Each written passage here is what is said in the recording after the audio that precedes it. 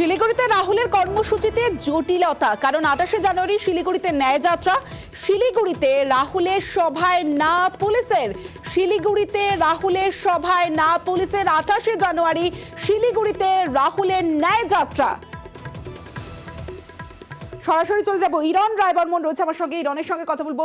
ইরন, ঠিক কি কারণে অনুমতি দিল না পুলিশ, এক, এবং পরবর্তী কংগ্রেসের কি পরিকল্পনা?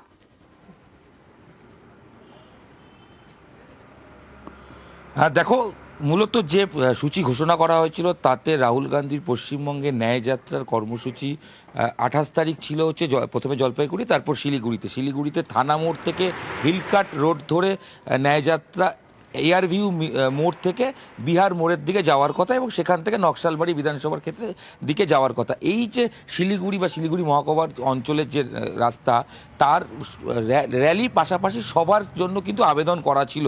গতকাল পর্যন্ত স্থানীয় কংগ্রেস নেতা তারা দাবি করছিলেন যে সমস্ত কিছু প্রশাসনের তরফ থেকে ঠিকই চলছে, কিন্তু তারপর আজকে তাদেরকে জানিয়ে দেওয়া হয় যে সেই দিন একাধিক সমস্যা রয়েছে, তার মধ্যে অন্যতম পুলিশের পরীক্ষা রয়েছে, মহিলা কনস্টেবলের নিয়োগ পরীক্ষা রয়েছে, সেই কারণে সবার অনুমতি দেওয়া যাবে না। সভাপতি কংগ্রেসের পক্ষ থেকে অধীর চৌধুরী যুদ্ধ দাবি করেছেন যে যদি সভা করতে না দেওয়া হয় সভা হবে না, কিন্তু র্যালি হবে।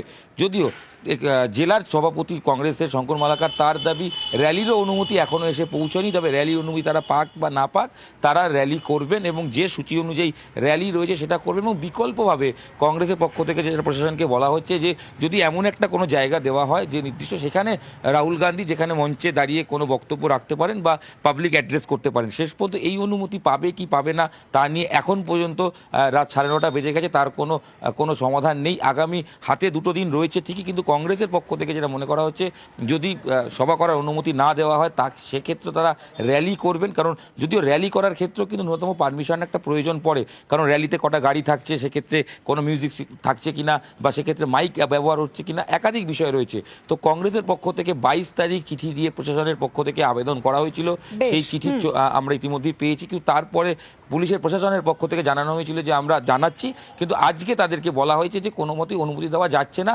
প্রশাসনিক জড়িত এইখানে মূলত যেটা হচ্ছে নিরাপত্তার ইস্যুকে কেন্দ্র করে। তো সব মিলিয়ে কংগ্রেসের দাবি তারা র্যালিটা করবেনই, সভা অনুমতি দিলে অবশ্যই হবে, তার জন্য চেষ্টা করা হচ্ছে, কিন্তু র্যালি হচ্ছে বলেই কংগ্রেসের শীর্ষ নেতৃত্ব তারা জানিয়ে গেছেন। সব মিলিয়ে কোন দিকে যায় রাহুলের ন্যায়যাত্রা, বাংলার ক্ষেত্রে কোনো জটিলতা আবার হয় কি না সে তো সময় বলবে, তবে তার যে র্যালিতে কিছু কাটছাট হচ্ছে তা কিন্তু এক প্রকার নিশ্চিত। বেশ ইরন, এই ভারত জোড়ো যাত্রা যেমন চলছিল তেমনই চলবে জানিয়েছেন কংগ্রেসের সাংসদ অধীর রঞ্জন চৌধুরী। ভারত জোড়ো ন্যায় যাত্রা বাংলায় যেমন চলছে তেমনই চলবে। কোথাও কোথাও সভা করার আমাদের ইচ্ছা ছিল, পরীক্ষার জন্য নানা রকমের পুলিশের পরীক্ষা, মাদ্রাসার পরীক্ষা, স্কুলের পরীক্ষার জন্য সুপ্রিম কোর্টের আইন অনুযায়ী সেখানটাই প্রতিবন্ধকতা আছে। তবুও তার মধ্যে আমরা ভেবেছিলাম কোথাও তো রিল্যাক্সেশন পাওয়া যাবে, সেটা রিল্যাক্সেশন পাওয়া যাচ্ছে না। প্রশাসন বলছে আমরা দিতে পারছি না, কিন্তু আমাদের যাত্রা চলবে, যাত্রায় কোনো পরিবর্তন হচ্ছে না।